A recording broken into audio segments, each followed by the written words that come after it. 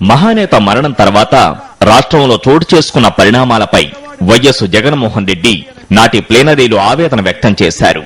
మహానేత ఆశయ సాధన కోసం వైఎస్ఆర్ కాంగ్రెస్ పార్టీ అనుక్షణం కృషి చేస్తుందని హామీ ఇచ్చారు. వైఎస్ఆర్ సువర్ణ యుగాన్ని అందించేందుకు కట్టుబడి ఉన్నామని మాటిచ్చారు. ఆ దివంగత నేత ప్రియతమ నాయకుడు రాజశేఖర రెడ్డి గారు మనకిచ్చిన ఆ సువర్ణ యుగాన్ని, అదే స్ఫూర్తిని ఈ వైఎస్ఆర్ కాంగ్రెస్ పార్టీ ప్రతి అడుగులోనూ కూడా చూపిస్తుంది అని చెప్పి సభాముఖంగా ఈవేళ ప్రతి కార్యకర్త మనోభావాలకు అనుకూలంగా నడుచుకుంటామని చెప్పి ఇవాళ చెప్పడం జరుగుతూ ఉంది. ఆ దివంగత నేత ప్రియతమ నాయకుడు రాజశేఖర రెడ్డి గారు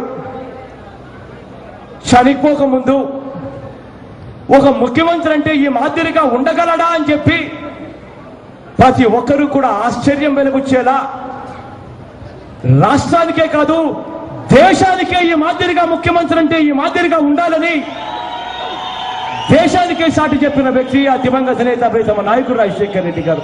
ఆ దివంగత నేత ప్రియతమ నాయకుడు రాజశేఖర రెడ్డి గారి విషయానికి వస్తే, చెప్పవలసి వస్తే, రాముని రాజ్యం అయితే నేను చూడలేదు, కానీ రాజశేఖరుని సువర్ణ యుగం అయితే మనమంతా కూడా చూశాము అని చెప్పి గర్వంగా చెప్పుకునే రీతిలోనే ఆ సువర్ణ యుగం సాగింది.